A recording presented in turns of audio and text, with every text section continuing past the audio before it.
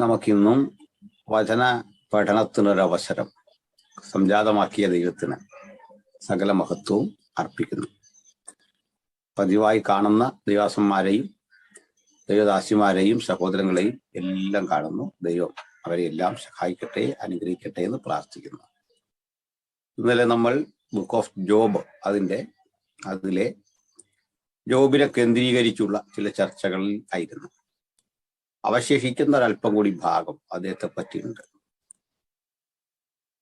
നമ്മൾ ഇന്നലെ പറഞ്ഞവ ഇതിൽ സംബന്ധിക്കാത്തവർക്ക് വേണ്ടി ഞാനത് അതിൻ്റെ നക്ഷൽ ഒന്ന് പറഞ്ഞ ശേഷം ഇന്നത്തെ ചിന്തയിലേക്ക് വരാം.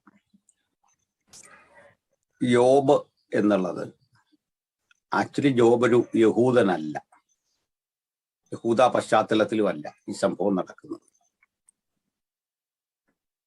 യോബ് ജീവിച്ചിരുന്നിട്ടില്ലാത്തൊരു വ്യക്തിയാണ്, ഇതൊരു കഥ മാത്രമാണ് എന്ന വാദമുണ്ട്.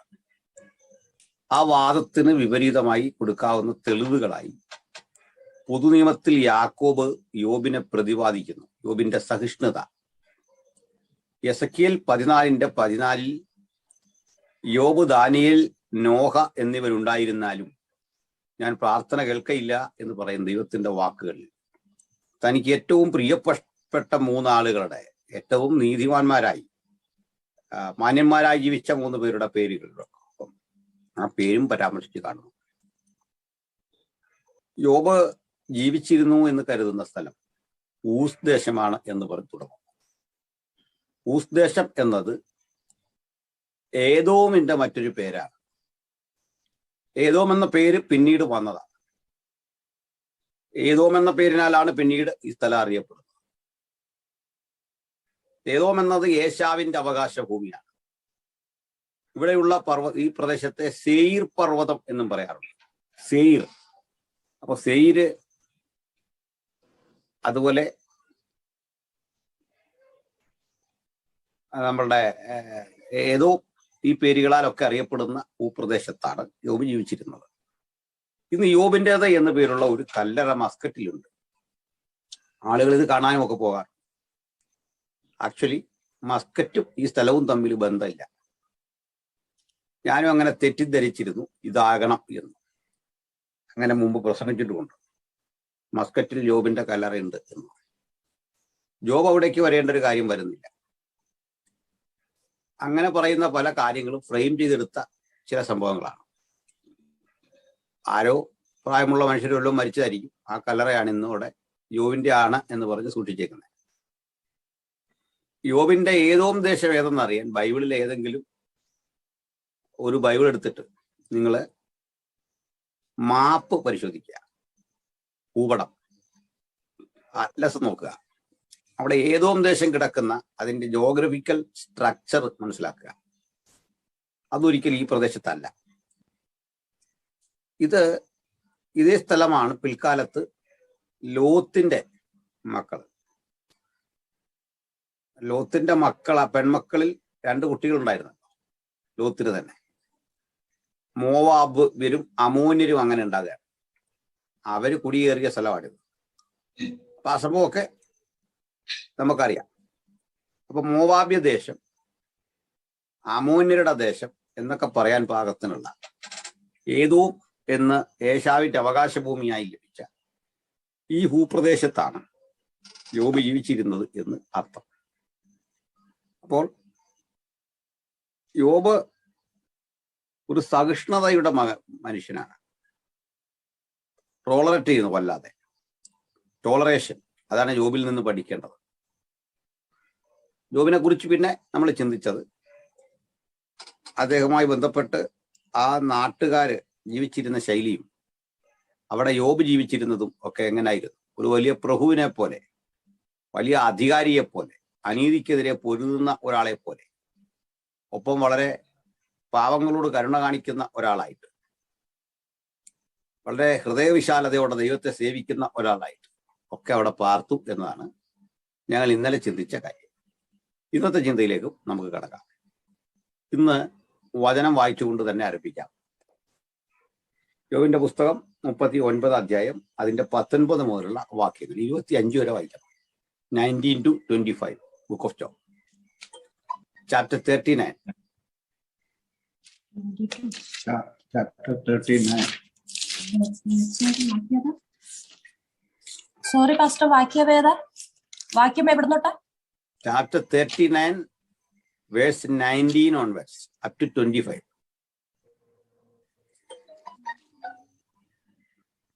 പതിമൂന്ന് വരെ ഉള്ള വാക്യങ്ങൾ അതിനകത്ത്. കുതിരയ്ക്ക് നീയോ ശക്തി കൊടുത്തത് 3:9 മുതൽ കുതിരയ്ക്ക് നീയോ ശക്തി കൊടുത്തത്, അതിന്റെ കഴുത്തിന് നീയോ കുഞ്ചിരോമം അണിയിച്ചത്, നിനക്കതിനെ വെട്ടുക്കിളിയെ പോലെ ചാടിക്കാമോ? അതിന്റെ ഹുങ്കര പ്രതാപം ഭയങ്കരം. നമുക്ക് 25 വരെപ്പാ. അത് താഴ്വരയിൽ മാന്തി ഊക്കോടെ ഉല്ലസിക്കുന്നു. അത് ആയുധപാണികളെ എതിർത്ത് ചെല്ലുന്നു. അത് കൂശാതെ ഭയത്തെ പുച്ഛിക്കുന്നു. വാളിനോട് പിൻവാങ്ങി മിണ്ടുന്നതുമില്ല. അതിനെതിരെ അവനാഴിയും മിന്നുന്ന കുന്തവും ശൂലവും കിലുകിലുക്കുന്നു. അത് ഉഗ്രതയും കോപവും പൂണ്ട് നിലം വിഴുങ്ങുന്നു. കാഹളനാദം കേട്ടാൽ അത് അടങ്ങി നിൽക്കയില്ല. കാഹളനാദം ധ്വനിക്കും തോറും അത് ഹാ ഹാ എന്ന് ചിനയ്ക്കുന്നു. പടയും പടനായകന്മാരുടെ മുഴക്കവും ആർപ്പും ദൂരത്ത് നിന്ന് മണക്കുന്നു. നിന്റെ വിവേകത്തിലോ മതി. നമുക്ക് ഈ വചനത്തിലൂടെ യോബ് എന്ന മനുഷ്യനിലേക്ക് പോകാനാണ് ഇത് വായിച്ചിട്ടുള്ളത്. ഈ ബുക്ക് ഓഫ് ജോബിലെ കാര്യാദികളെല്ലാം കാവ്യാത്മകമാണ്, പോയറ്റിക്കലാണ്. അപ്പോൾ ഇത് കവിതയാണ്. അതിൽ തന്നെ അത് കാവ്യമായി ആലപിക്കേണ്ടതാണ്. ജൂതന്മാരുടെ കൂടാരപ്പെരുന്നാൾ വേളയിലൊക്കെ അവരിത് ആലപിക്കാറുണ്ട്, ഇതിന്റെ ചില ഭാഗങ്ങൾ. ഇതില് ദൈവം ജോബിനോട് സംസാരിക്കുന്ന ഭാഗമാണ്. A conversation of Yahweh അൻഡു job. കർത്താവ് പറയാണ്, ഒരു ചോദ്യം പോലെ ചോദിക്കുകയാണ്. അവിടെ വ്യത്യസ്ത ജീവജാലങ്ങളെ പരിചയപ്പെടുത്തുകയാണ്. അവയുമായി ബന്ധപ്പെട്ടുള്ള ദൃഷ്ടാന്തങ്ങൾ ജോബിനോട് പറഞ്ഞു കൊടുക്കുകയാണ്. അപ്പോൾ അതിനിടയ്ക്ക് കുതിര എന്നൊരു ജീവി വരുന്നത്. ഇതെന്താണ് ഈ മനുഷ്യന്റെ ജീവിതമായിട്ട് ഇതിന് ബന്ധം? ഇതിന്റെ ഓരോ ഭാഗങ്ങളും വളരെ രസകരമാണ് അങ്ങനെ പഠിക്കാൻ. അത് ഈ കുതിരയെ പറ്റി യോബിന്റെ ജീവിതത്തോട് ബന്ധപ്പെട്ടൊന്ന് ചിന്തിക്കേണ്ടതുണ്ട്. ഇവിടെ കിടക്കുന്ന കുതിരയ്ക്ക് നീയോ ശക്തി കൊടുത്തത്, അതിന്റെ കഴുത്തിന് നീയോ കുഞ്ചിരോമം അണിയിച്ചത്. ഇങ്ങനെയുള്ള രസകരമായ പ്രയോഗമാണ്. അടുത്തത്, നിനക്കതിനെ വെട്ടുക്കിളിയെ പോലെ ചാടിക്കാമോ? അതിന്റെ ഹുങ്കാര പ്രതാപം ഭയങ്കരം. അത് താഴ്വരയിൽ മാന്തി ഊക്കോടെ ഉല്ലസിക്കുന്നു. അത് ആയുധപാണികളെ എതിർത്ത് ചെല്ലുന്നു. അത് കൂശാതെ ഭയത്തെ പുച്ഛിക്കുന്നു. വാളിനോട് പിൻവാങ്ങി മണ്ടുന്നതുമില്ല. അതിനെതിരെ ആവനാഴിയും മിന്നുന്ന കുന്തവും ശൂലവും കിലുകിലുക്കുന്നു. അത് ഉഗ്രതയും കോപവും പൂണ്ട് നിലം വിഴുങ്ങുന്നു. കാഹളനാദം കേട്ടാൽ അത് അടങ്ങി നിൽക്കയില്ല. കാഹളനാദം ധ്വനിക്കും തോറും അത് കാഹ എന്ന് ചിനയ്ക്കുന്നു. പടയും പടനായകന്മാരുടെ ആർപ്പും ദൂരത്ത് നിന്ന് മണക്കുന്നു. അപ്പോ വളരെ വളരെ ചിന്താർഹമായ ഒരു കാവ്യമാണ് ഇത്. ഇതിലൂടെ അല്പനേരം സഞ്ചരിക്കാം. ഇവിടെ കാണുന്നത്, ആദ്യം നമുക്ക് കുതിര എന്നൊരു ജീവിയെ പറ്റി ചിന്തിക്കാം. ജോബിന്റെ ജീവിതമായിട്ട് ഇതിന് വളരെ ബന്ധമുണ്ട്. കുതിര എന്നത് ശക്തിയുടെ പ്രതീകമായ ഒരു ജീവിയാണ്. ഹോഴ്സ് പവർ എന്നാണ് നമ്മൾ പറയുന്നത്. ശക്തിയുടെ പ്രതീകമാണ്. ഒന്നാമത് ഈ കുതിരയെ പറ്റി പഠിക്കുക. എല്ലാ ജീവജാലങ്ങളിലും പുരുഷ പ്രാണികൾക്കാണ് മേധാവിത്വവും സ്വീകാര്യതയും എങ്കിൽ, രണ്ട് ജീവികളുടെ കാര്യത്തിൽ സ്ത്രീജന്യമായ എങ്കിൽ സ്ത്രീയായി ജനിച്ച സ്ത്രീവർഗത്തിനാണ് മൂല്യമുള്ളത്. ഒന്ന് കുതിരയും മറ്റൊന്ന് നായ്ക്കുട്ടിയുമാണ്. അപ്പോൾ കുതിരയ്ക്കും പെൺപട്ടിക്കുമാണ് ഡിമാൻഡ് കൂടുതൽ. അപ്പൊ എന്താണത് പെൺപട്ടിക്ക് ഇത്ര ഡിമാൻഡ് വരാൻ? വിശ്വസ്തയോടെ വീട്ടിൽ നിന്ന് ആ വീട് പരിപാലിക്കുന്ന ഉത്തരവാദിത്വം ആ പെണ്ണായാണ് ഏറ്റെടുക്കുന്നത്. പോലീസിലും മറ്റും എടുക്കുന്ന നായ്ക്കൾ പെൺനായ്ക്കളാണ്. അതായത് ആൺപട്ടികളെ ഇങ്ങനെയുള്ള ട്രെയിനിങ് കൊടുത്ത് എടുക്കാറില്ല. അപ്പോൾ പെൺവർഗത്തിൽപ്പെട്ട നായ്ക്കൾക്കാണ് ഡിമാൻഡ്. കാരണം ഈ ആൺവർഗത്തിൽപ്പെട്ട നായ്ക്കളെ നമുക്ക് ആവശ്യത്തിന് കിട്ടത്തില്ല. പുള്ളി ഫുൾ ടൈം മിനിസ്ട്രിയാണ്, പോയിക്കുക രാവിലെ. ഹൗസ് വിസിറ്റിംഗ് ആണ് പ്രധാനം. അപ്പം അതുകൊണ്ട് ആൾ അവൈലബിൾ അല്ല ഒരു കാര്യത്തിന്. കഴിവൊക്കെ ഉണ്ട്, പക്ഷെ ആളെ കിട്ടത്തില്ല. കെട്ടിയിട്ട് അവിടെ കിടക്കും, അത്രേ ഉള്ളൂ. പോയാൽ ഒരു പോക്കാ, പിന്നെ ഉടനെങ്കും വരത്തില്ല. അതുകൊണ്ട് പെൺനായ്ക്കൾക്കാണ് ഡിമാൻഡ്. അവ വീടും പരിസരവും കാവൽ ചെയ്ത് അവിടെ കിടക്കും. അതിന്റെ ശൗര്യം ഒക്കെ പ്രകടിപ്പിക്കുന്ന ശത്രുവിനോടാണ്. നമ്മളുടെ എൻ്റെ അരികിൽ ഒരാള് ഡിബേറ്റിന്റെ ഇടയ്ക്ക് പ്രകോപിതനായി ചോദിച്ചതാണ്, ഉള്ള വീട്ടിലൊരു നായുണ്ട്, ആ നായ്ക്ക് എൻ്റെ പേരിട്ടെ. അപ്പം എം കൃഷ്ണൻ നായർ പറഞ്ഞൊരു മറുപടി ഉണ്ട്, അത് വായിച്ചത് ഓർമ്മയൊന്നു. അപ്പൊ അദ്ദേഹം പണ്ടിതുപോലൊരു ചോദ്യം നേരിട്ടു. അദ്ദേഹം പറഞ്ഞ മറുപടി ഇങ്ങനായിരുന്നു: ആ നായ അപരിചിതനെ കണ്ടാൽ കുരയ്ക്കുകയും കള്ളനെ കണ്ടാൽ കടിക്കുകയും യജമാനനെ കണ്ടാൽ വാലാട്ടുകയും ചെയ്താൽ തീർച്ചയായിട്ടും അവന് എൻ്റെ പേരിടുക. ഇവയൊന്നും ചെയ്യുന്നില്ലെങ്കിൽ നിങ്ങളുടെ പേരിടുക. മുഷിയാതിരിക്കാൻ പറഞ്ഞാണ്. അപരിചിതനെ കണ്ടാൽ കുരയ്ക്കണം, കള്ളനെ കണ്ടാൽ കടിക്കണം, യജമാനനെ കണ്ടാൽ നന്ദി പ്രകടിപ്പിക്കുമെങ്കിൽ വാലാട്ടുമെങ്കിൽ എൻ്റെ പേരിട്ടോ കുഴപ്പമില്ല. ഇതൊന്നും ചെയ്യുന്നില്ലെങ്കിൽ നിങ്ങളുടെ പേരിടുക. ഒരു പേര് കിട്ടിയാൽ പോരെ. ഇതാണ് പറഞ്ഞത്. ഇപ്പൊ നായ്ക്കളുടെ കാര്യം വിടാം, നമുക്ക് കുതിരകളിലേക്ക് തന്നെ വരാം. കുതിരകൾ വളരെ ശക്തിയുള്ള ജീവികളാണ്, അത് നമുക്കറിയാലോ. പക്ഷെ പൊതുവെ ഈ കുതിര അലസ ജീവിയാണ്, അലസ ഭാവമുള്ള ജീവിയാണ്. ഒട്ടകം, കുതിര ഇതെല്ലാം അലസ ജീവികളാണ്. അവയുടെ രക്തം ശീതരക്തമാണ്. ഉഷ്ണരക്തവും ശീതരക്തവും ഉണ്ട്. അതിൽ ശീതരക്തം, തണുപ്പ് കൂടിയ രക്തം, അതാണ് കുതിരയുടെ ഒരു പ്രത്യേകത. അപ്പോ ഈ ശീതരക്തം എന്ന് ഞാൻ മനസ്സിലായല്ലോ, തണുത്ത രക്തം, ചൂടില്ലാത്ത രക്തം, അതുകൊണ്ട് അലസത കൂടും. അപ്പോൾ ഇതിൽ പെൺകുതിരകളെ വിലയ്ക്ക് വാങ്ങി യുദ്ധത്തിന് ചമയിക്കുമ്പോൾ ഒരു രീതിയുണ്ട്, അത് പറയാൻ പോവാം. ഈ യുദ്ധത്തിനൊക്കെ വേണ്ടി പരിശീലിപ്പിക്കുന്ന കുതിരയെ കൊണ്ടുപോയിട്ട് ഉറങ്ങാൻ അനുവദിക്കും പരമാവധി. എന്നിട്ട് രാവിലെ അതിനെ തട്ടി ഉണർത്തും. രാവിലെ ഉണർത്തിയിട്ട് ഇതിനെ നല്ല തണുത്ത വെള്ളത്തിലിറക്കി കുളിപ്പിക്കും, നന്നായി കുളിപ്പിക്കും. അപ്പൊ നിങ്ങളൊന്ന് ആലോചിച്ച്, തണുത്ത രക്തമുള്ള അലസയായ ഒരു ജീവിയെ പിടിച്ച് വെള്ളത്തിലിറക്കി രാവിലെ കുളിപ്പിച്ചാൽ എങ്ങനെ? തണുത്ത വെള്ളത്തിൽ. അമേരിക്കയിലൊക്കെ തണുപ്പ് ആലോചിച്ചു, അവിടെ ഇറക്കി കുളിപ്പിക്കണം. ആ കുളി കഴിഞ്ഞ് കയറുന്ന കുതിരയെ അടുത്ത ഒരു തരം സംഘം ആളുകൾ വന്നിട്ട് ഇതിന്റെ ദേഹത്തേക്ക് തണുത്ത എണ്ണ പകരുക.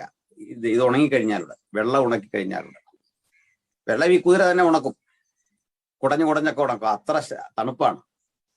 എന്നിട്ട് ഈ കുതിരയെ കിടത്തിയിട്ട് അതിന്റെ ശരീരമാസകല എണ്ണ തൂക്കുക. പ്രത്യേക കൂട്ടിൽ തയ്യാറാക്കിയ എണ്ണ തൂത്ത് ഈ കുതിര പതുക്കെ ഉന്മേഷം പ്രാപിക്കുക.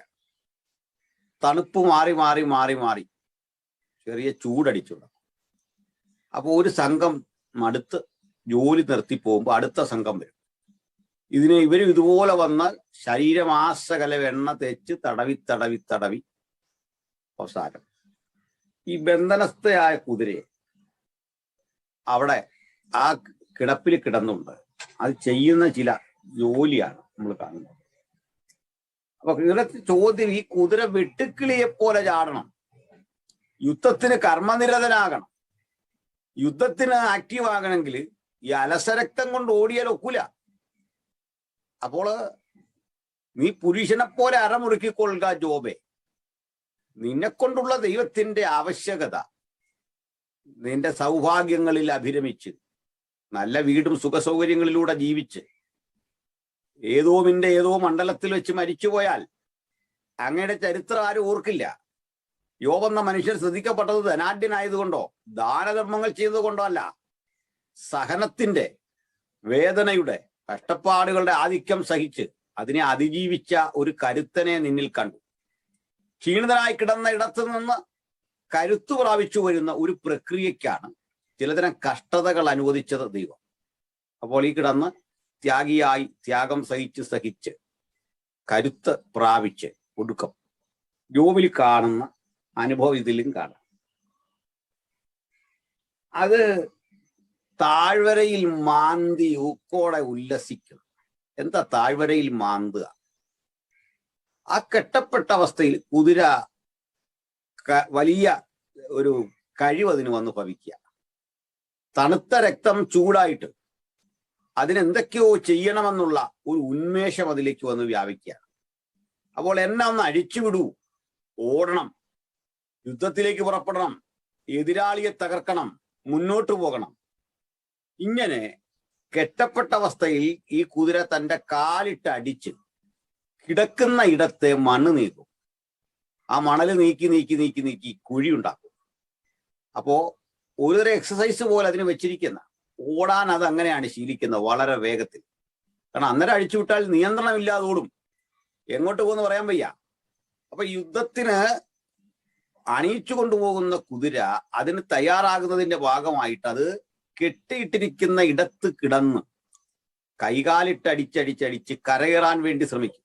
അത് നിൽക്കുന്ന ഇടം ഒടുക്കം കുഴിയിലേക്ക് പോകും. എന്നിട്ടും കുതിര ഇത് നിരത്തൂല.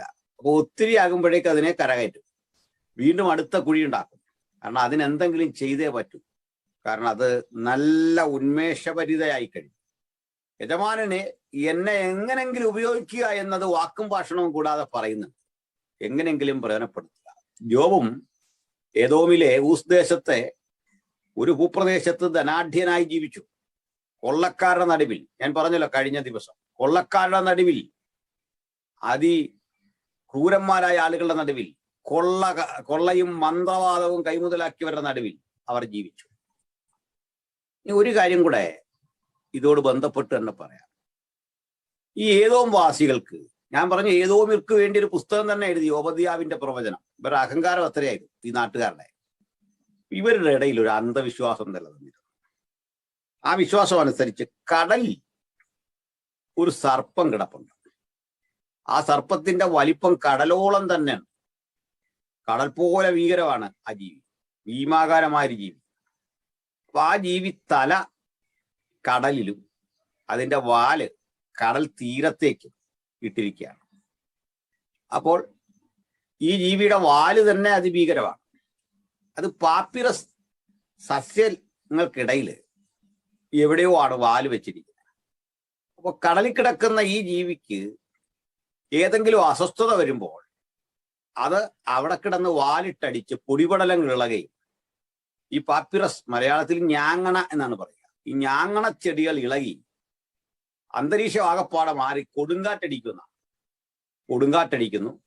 ഈ പൊടിപടലങ്ങൾ പറക്കുന്നു. ഒടുക്കം മനുഷ്യൻ രോഗാതുരനായി തീരുന്നു. അവരുടെ നാട്ടില് ഒരു വിശ്വാസമാണ്. അപ്പോൾ അല്ല, അങ്ങനെ ഒരു ജീവിയൊന്നും അവിടെ കിടപ്പില്ല, അവർ ധരിച്ചിരിക്കുന്നതാണ്. ഇന്ത്യക്കാരൻ കാളിയൻ എന്ന ഒരു സർപ്പത്തെ പറ്റി ചിന്തിച്ച പോലെ നെഗുഷ്ടാൻ എന്ന് ഈജിപ്തുകാർ ചിന്തിച്ചിരിക്കുന്ന ആ സങ്കല്പത്തെ ഇവര് വെള്ളത്തിൽ കിടക്കുന്ന ഒരു ക്രൂരതയുള്ള പാമ്പ് എന്ന അർത്ഥത്തിലാണ്. മഹാസർപ്പം എന്നതിന് പേര്, വക്രഗതിയുള്ള സർപ്പമെന്നും അസ്ത്രനാഗം എന്നൊക്കെ പേര് പറയുന്ന, യോബൊക്കെ പറയുന്ന ഭാഗമുണ്ട്. അപ്പോൾ അസ്ത്രനാഗം മുട്ടയിട്ട് പെരുകും എന്നൊക്കെ പറയുന്ന ഭാഗം വായിച്ചിട്ടുണ്ടാവും. അപ്പോൾ ഇങ്ങനെയുള്ള മഹാനക്രം എന്നതിന് പദപ്രയോഗമുണ്ട്. മഹാനക്രം യോബിന്റെ പുസ്തകത്തിനുണ്ട്. മഹാനക്രത്തെ ചൂണ്ടലിട്ട് പിടിക്കാമോ എന്നൊരു ചോദ്യമുണ്ട്. രസാവഹമായൊരു ചോദ്യമാണ്. നിനക്കതിന്റെ മൂക്കിൽ കൂടി കയർ കോർക്കാമോ എന്നൊക്കെ ചോദിക്കുന്ന ഭാഗമുണ്ട്. ഇതിവര് വർഷിപ്പ് ചെയ്യുന്ന ഒരു ഗോഡസാണ്, അല്ലെങ്കിൽ ഒരു ദേവസങ്കല്പമാണ്. അപ്പോൾ ഈ മലമുകളിൽ നിന്ന് അവർ താഴേക്ക് നോക്കുമ്പോൾ കാണുന്നത് ഇളകുന്ന കടൽ തിരയെ കണ്ടിട്ട് ധരിച്ചതാണ് ഇത് പാമ്പിന്റെ ഇളക്കമാണ്, ഈ തിരയിളക്കം. അപ്പോ ഈ പാമ്പിന് അസ്വസ്ഥത വരുമ്പോഴാണ് കാറ്റും തിരമാലയൊക്കെ ഉണ്ടാകുന്നത്. ഇതിനെ പൂജിക്കുന്ന പതിവുണ്ട്, അതിനെ നോക്കി പ്രാർത്ഥിക്കുന്ന പതിവുണ്ട്, അവിടെ ആ സ്ഥലത്തേക്ക് പൂജാതി കർമ്മങ്ങൾ ചെയ്യുന്ന പതിവുണ്ട്. അപ്പോഴാണ് യോബ് കഷ്ടതയുടെ ആധിക്യത്തിലൂടെ കടക്കുമ്പോൾ പ്രാർത്ഥിക്കുന്ന ഒരു പ്രാർത്ഥന കിട്ടുക. ഞാൻ ജനിച്ചു എന്ന് പറയുന്ന ആ ദിവസം ശപിക്കപ്പെട്ടിരിക്കട്ടെ. ആ വേദനകളെല്ലാം പറയുമ്പോൾ പറയുന്നൊരു പ്രയോഗം, മഹാസർപ്പത്തെ ഇളക്കുവാൻ സമർത്ഥരായി ദിവസത്തെ ശപിക്കുന്നവർ അതിനെ ശപിക്കട്ടെ. ഈ പ്രയോഗം കേട്ടതാണ്. ഇതാണ് ഈ മഹാസർപ്പം. അതിനെ ശപിക്കുവാൻ സമർത്ഥരായി ദിവസത്തെ ശപിക്കുന്നവർ അതിനെ ശപിക്കട്ടെ. ഇതിനെ ഇളക്കി. അപ്പൊ യോബിന് രോഗം വന്നത് ഇത്തരത്തിൽ എവിടെയോ സംഭവിച്ച ഒരു പരാജയമാണ് എന്നാണ് ഈ പറഞ്ഞു തരുന്നതിന്റെ അർത്ഥം. ഇങ്ങനെ മനുഷ്യൻ പലപ്പോഴും കാണുന്ന ഒരു ജീവിത വ്യാഖ്യാനത്തിനെതിരെയുള്ള ദൈവത്തിന്റെ ശബ്ദമാണ് ഈ കേൾക്കുന്നത്. മനസ്സിലാകുന്നുണ്ടോ? അതായത് ഒരാൾക്കൊരു രോഗം വരുന്നു, ആ രോഗത്തെ അയാളുടെ ജീവിത കുറവുമായി തുലനപ്പെടുത്തിയിട്ട് ആവിഷ്കരിക്കുന്ന ഒരു രീതി നമ്മുടെ എല്ലാം ജീവിതത്തിലുണ്ട്. നമ്മളെല്ലാം അങ്ങനെ കാണാറുണ്ട്. കൂടിയ ഒരു രോഗം വരുന്നു, അത് ഇന്നതാണ് കാരണം, ഒരാൾ മരിക്കുന്നു, പെട്ടെന്ന് മരിക്കുന്നു, അതിലെന്തോ ഒരു ശാപമുണ്ട്. ഇതൊക്കെ നമ്മളുടെ വ്യാഖ്യാനമാണ്. അത് അങ്ങനെ ആകാതിരിക്കാതെ അങ്ങനെ ആകണമെന്നില്ല. പക്ഷെ നമുക്കതിന്റെ അധികാരവും ദൈവം തന്നിട്ടില്ല. അത് എങ്ങനെയാണെന്ന് പറയാനുള്ള അധികാരം എന്താ നമുക്കുള്ളത്? ഇവിടെ കാണേണ്ടത് ഈ മനുഷ്യർ ഇങ്ങനെ ധരിച്ചിരുന്ന ഇടത്താണ് യോബിന് രോഗം ഉണ്ടാകുന്നത്. തൊലിപ്പുറത്ത് മാരക രോഗം ഉണ്ടാകാൻ, അത് മനസ്സിനെ കൂടി ബാധിക്കുന്ന മറ്റു പ്രശ്നങ്ങൾ ഉണ്ടാകാൻ, കടുകട്ടിയായ ഈ രോഗഘട്ടത്തിൽ അതിലൂടെ കടക്കുന്ന യോബ് ഇങ്ങനെയുള്ള ഒരു സിമ്പൽ ആ രാജ്യത്തുണ്ടായിരുന്നു എന്നൊന്ന് മനസ്സിലാക്കാനാണ് ഞാൻ ഇത്രയും പറഞ്ഞത്. മനസ്സിലാവുന്നുണ്ടോ? അത് ഈ പറഞ്ഞത് മഹാസർപ്പത്തിന്റെ കാര്യം. അപ്പോൾ പലതരം ഇമേജുകൾ ഇതിനകത്ത് ഉപയോഗിച്ചുകൊണ്ടാണ് കവിത പുരോഗമിക്കുന്നത്. അതിലൊരു കാര്യമാണ് ഈ കുതിര. അപ്പോൾ കുതിരയെ ഇങ്ങനെ എണ്ണ പൂശിക്കഴിഞ്ഞാൽ താഴ്വരയിൽ അത് മാന്തും, പിന്നെ അത് വലിയ സന്തോഷമായി. ഇനി ഇതിന് ആ തണുത്ത രക്തം എന്നുള്ള ബോധം വിട്ടിട്ട് അത് ഊർജ്ജസ്വലയായി കഴിഞ്ഞു. എന്തെങ്കിലുമൊക്കെ ചെയ്യണം, അഴിച്ചുവിടണം അതിനെ. അതിൻ്റെ മീതെ ഒരാൾ വാഹനമേറാൻ, അതിന്റെ കടിഞ്ഞാൻ കൈകൾ എന്താൽ, അത് യുദ്ധത്തിന് വേണ്ടി പോകാൻ, അല്ല അവിടെ കിടക്കാൻ ഇഷ്ടമില്ല, എന്തൊക്കെയോ ചെയ്യണം, എന്തൊക്കെയോ പ്രവർത്തിക്കണം. ഇതൊരു ഉണർവാണ്. ചില ഘട്ടങ്ങളിൽ നമുക്ക് ഇത്തരം ഒരു ഉണർവിന്റെ പ്രസരണം ജീവിതത്തിലേക്ക് വന്ന് ഭവിക്കും. ചില പ്രസംഗങ്ങളാകാം അതിന് കാരണം, മിഷണറിമാരുടെ ത്യാഗസന്നദ്ധമായ ജീവിതമാകാം അതിന് കാരണം. അങ്ങനെ കർമ്മനിരതരാകാൻ വേണ്ടി കിട്ടുന്ന ഒരു ആഹ്വാനം പോലെയാണ് യോബേ നിന്റെ അനുഭവത്തെ നോക്കേണ്ടത്. കരുത്തനാകാൻ വേണ്ടിയാണ് അനുഭവങ്ങൾ നിനക്കുള്ളത്. കെട്ടപ്പെട്ടൊരവസ്ഥയിൽ, ബന്ധനസ്ഥനായൊരവസ്ഥയിൽ തളർന്നുറങ്ങിയ നിനക്ക് ഉത്തേജനമാണ് ഈ രോഗം. ഇവിടെ നിന്ന് നീ കരുത്തനായി തീരുകയാണ്. ഞാൻ കഴിഞ്ഞ ദിവസം ഇതൊക്കെ പറഞ്ഞല്ലോ. യോബ് എന്നൊരു മനുഷ്യനെ സമ്പന്നനായി അവിടെ ജീവിച്ച് മരിച്ചാൽ ആരോർത്തിരിക്കാൻ? എത്രയോ സമ്പന്നരെ നമ്മൾ കണ്ടു. നല്ലതെന്ന് പറയാം, കാരണം ദൈവഭക്തനായ ഒരു മനുഷ്യൻ കൂടിയാണല്ലോ അദ്ദേഹം, ദാനധർമ്മങ്ങൾ ചെയ്യുന്ന ഒരാൾ കൂടിയാണല്ലോ. അപ്പൊ അദ്ദേഹം സമ്പന്നനാകുന്നതിൽ നമുക്ക് അഭിമാനിക്കുകയും ചെയ്യാം. പക്ഷെ മറുവശം അതിൽ പരം ആ കഥയ്ക്ക് റേഞ്ച് ഇല്ല. ഒരു സമ്പന്നനായി ജീവിച്ചു, ദാനധർമ്മങ്ങളെ ചെയ്തു, നല്ല മനുഷ്യൻ, നമുക്കതേ പറയാൻ പറ്റൂ. പക്ഷേ അതിനപ്പുറത്ത് ഈ മനുഷ്യനിലെ സ്പിരിച്വൽ കാലിബർ മുഴുവൻ പുറത്തു കൊണ്ടുവരുന്നത് ഈ രോഗത്താലാണ് എന്ന് മനസ്സിലാക്കണം. ഇവിടെ മറ്റു ചില കാര്യങ്ങൾ കൂടി കാണാനുണ്ട്. അതായത് ഈ നമുക്കറിയാം, ബൈബിൾ പഠിക്കുന്ന നമുക്ക് ഈ സ്വർഗത്തെ പറ്റി ഒരു ധാരണ അറിയാം. ഒരു ദിവസം ദൈവപുത്രന്മാർ യഹോവയുടെ സന്നിധിയിൽ നിൽപ്പാൻ ചെന്നു, സാത്താനും അവരുടെ കൂടെ ചെന്നു. ഇങ്ങനെ പറയുന്നു. അപ്പൊ സ്വാഭാവികമായിട്ട് നമുക്ക് തോന്നും, ഇതെങ്ങനെയാണ് ഇങ്ങനെ ശരിയാകുന്നത്? സാത്താൻ പോയിട്ട് സ്വർഗത്തിൽ നിൽക്കുമോ? ഒരു ദിവസം ഒരു അമ്മച്ചി ബൈബിൾ വായിച്ചിട്ട് പറഞ്ഞു, ഈ അച്ഛൻ പറയുന്നതിലൊന്നും അല്ല കാര്യം, ഈശോയും ഈ സാത്താനും തമ്മിൽ നല്ല സഹകരണം അതേ കിടക്കുന്നു എന്ന് പറഞ്ഞാൽ ഈ ഭാവം വായിച്ചു അവിടെ ചെന്നു. ഇത് വായിച്ചാൽ നമ്മൾ ഓർക്കും, കണ്ടാൽ ഓർക്കും. ഒരു ദിവസം രാവിലെ ഈ സാത്താൻ കർത്താവിന്റെ വീട്ടിൽ ചെന്നു, കോളിംഗ് ബെൽ അടിച്ചു, ഒരു പത്രം കിടക്കുന്നു, അതെടുത്ത് വായിച്ചുകൊണ്ടിരിക്കുമ്പോൾ കർത്താവ് ഇറങ്ങി വരുന്നു. എന്നാ വന്നേന്ന് ചോദിക്കുന്നു. ഓ ഇല്ല, ഞാൻ വെറുതെ വന്നതാകുന്നു. അപ്പൊ ചോദിക്കുന്നു, നീ ഭൂമി മുഴുവൻ കറങ്ങി സഞ്ചരിച്ചൊക്കെ വരിക എന്ന് കേട്ടു, എന്റെ ദാസനായ യോബിന്റെ മേൽ ദൃഷ്ടി വെച്ചുവോ എന്ന് ചോദിക്കുന്നു. ഇങ്ങനെ അല്ല അത് ശരിക്കും. അങ്ങനെ നമുക്ക് തോന്നിപ്പോകുന്ന ആ ഒരു രൂപത്തിൽ. മറിച്ച് സംഭവിക്കുന്നത് ഈ സ്വർഗം എന്ന് പറയുന്നതിനെ പറ്റിയുള്ള ബൈബിളിന്റെ വീക്ഷണം അതൊരു ബഹുവചന പ്രയോഗമാണ്. ഉൽപ്പത്തി 1:1 എന്ന മലയാള പരിഭാഷയിൽ പോലും തെറ്റുണ്ട്, ഇംഗ്ലീഷിൽ തെറ്റില്ലത്. ഇത് meaning God creator heavens and earth ആണ്, ഹെവൻസ് ആണ്. ഹീബ്രുവില് ഷമായി എന്ന് കാണുന്നു. ഷമായി, ബെറിഷിത് എലോഹീം, ബെർഷിത് എലോഹീം, ആദിയിൽ ദൈവം. ഷമായിം, ദൈവം എന്ത് ചെയ്തു? ബെർഷിത് എലോഹീം, ബെർഷിത് ബാറാ എലോഹീം, എലോഹീം സൃഷ്ടിച്ചു. എന്താണ്? ഷമായിം വേ ഹാ ഇറക്സ് എന്നാണ് ആദ്യ വാക്യം കിടക്കുന്നത്. എന്നതുപോലെ നിലവും സൃഷ്ടിച്ചു. ശരി, പരിഭാഷ എങ്ങനെയാണ്? ആദിയിൽ ദൈവം സ്വർഗങ്ങളും എന്നതുപോലെ നിലവും സൃഷ്ടിച്ചു, അല്ലെ ഗ്രൗണ്ട് സൃഷ്ടിച്ചു. ഭൂമി സൃഷ്ടിച്ചു എന്നാ കുഴപ്പമൊന്നുമില്ല, അങ്ങനെ തന്നെ മതി. എന്നാല് സ്വർഗങ്ങൾ സൃഷ്ടിച്ചു എന്നാണ്. അപ്പൊ സ്വർഗങ്ങൾ എന്ന ബഹുവചന പ്രയോഗം പിന്നെ ആവർത്തിക്കുന്നു. നീ സ്വർഗാദി സ്വർഗത്തിലും നീ പരിമിതപ്പെടുന്നവനല്ല. അപ്പൊ സ്വർഗാദി സ്വർഗം, സ്വർഗങ്ങളുടെ സ്വർഗം എന്നൊരു പ്രയോഗമുണ്ട്. അപ്പോൾ സ്വർഗങ്ങൾ ഒന്നിലധികം ഉണ്ടെന്ന് ബൈബിളിൽ. എണ്ണം പഴയ നിയമത്തിലൊന്നുമില്ല. നമുക്ക് ലഭ്യമായൊരെണ്ണം 3 വരെ സ്വർഗത്തെ പറ്റി സെയിന്റ് പോൾ പറയുന്നു.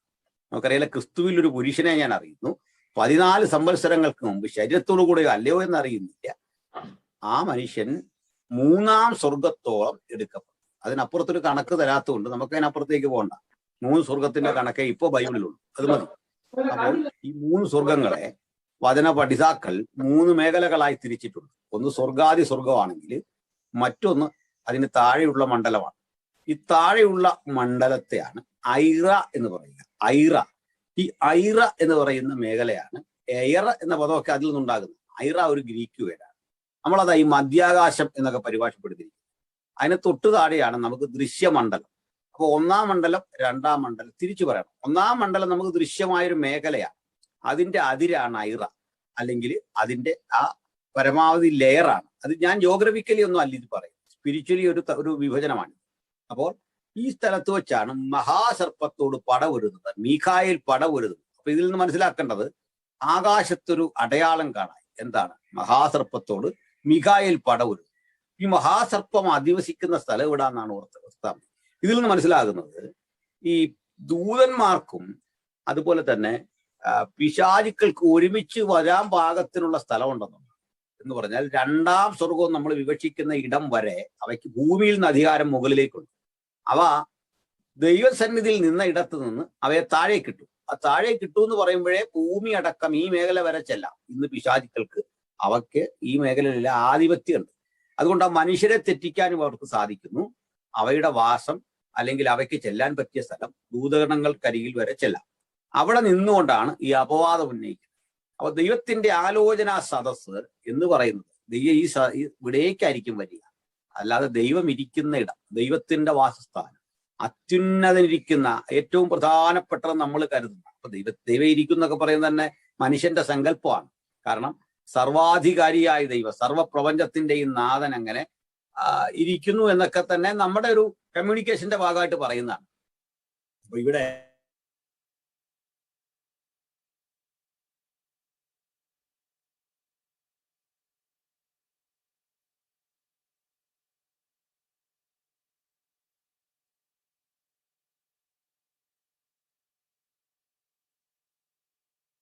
എന്താ മൂട്ടായോ? കേൾക്കുന്നില്ലല്ലോ. ആസ്റ്റർ മൂട്ടില്ല, കേൾക്കുന്നില്ല.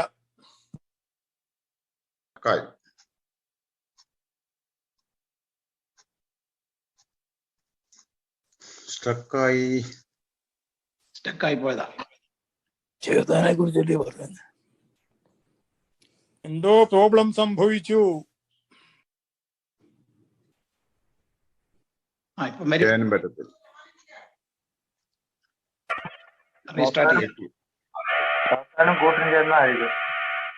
അവിടെ ലൈനിൽ എന്തോ പ്രോബ്ലം ആയിരിക്കും. കേൾക്കാമോ? കേൾക്കാം. കേൾക്കാം.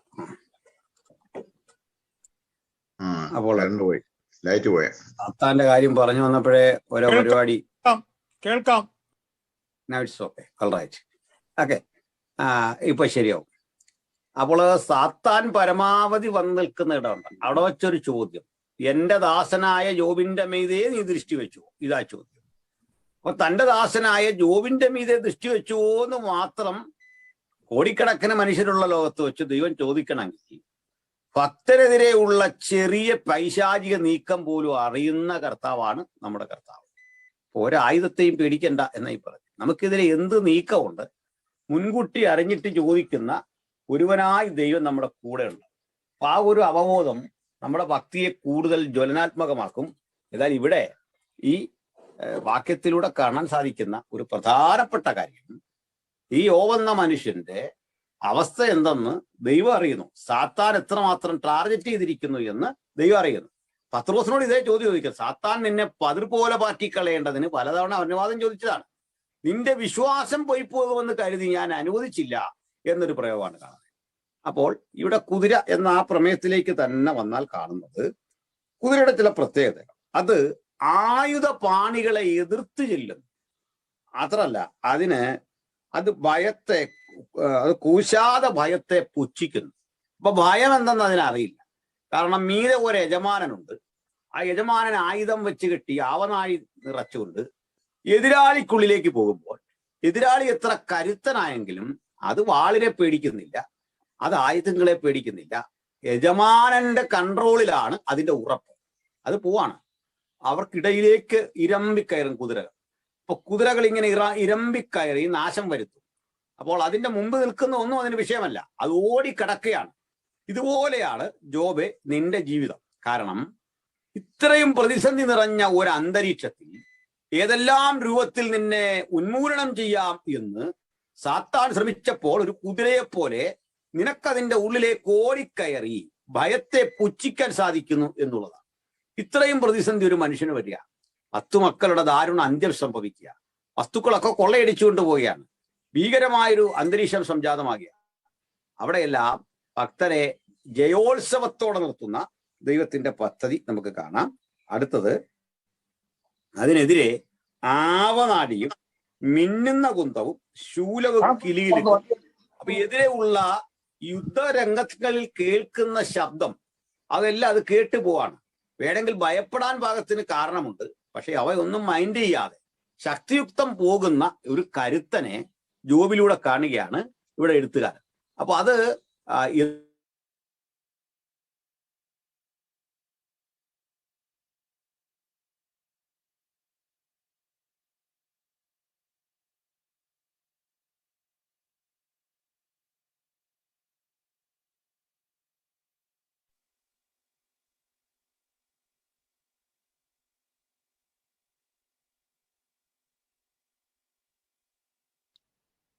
വീണ്ടും നിന്ന് പോയല്ലോ പാസ്റ്ററെ.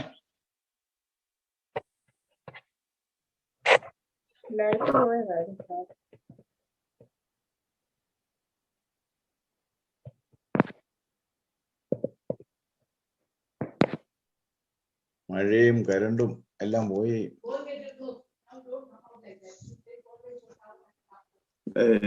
ഇന്റർനെറ്റിന്റെ കണക്ഷൻ പോയത്.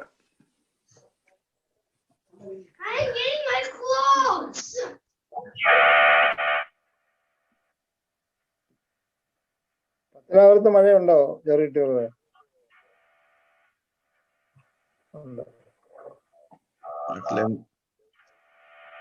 നല്ല മഴയാ. നാട്ടിൽ നല്ല മഴയും ഇടിയും കൊല്ലാനും ഒക്കെ നടന്നുകൊണ്ടിരിക്കുക. അത് മ്യൂട്ടേ കിടക്കുക പാസ്റ്ററെ. സാറില്ല ഈ പ്രതിസന്ധിയെ കൊണ്ടുവിടെ.